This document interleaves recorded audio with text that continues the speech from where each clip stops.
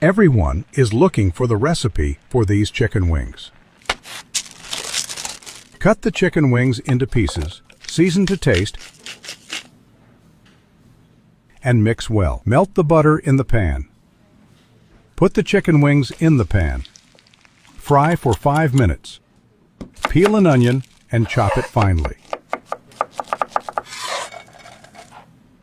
Wrap the garlic in a towel and hit it with a hammer to peel it easily. Slice the garlic and put it in the pan. Add a few hot peppers and mix. Pour rice into a pot with water. Season with salt.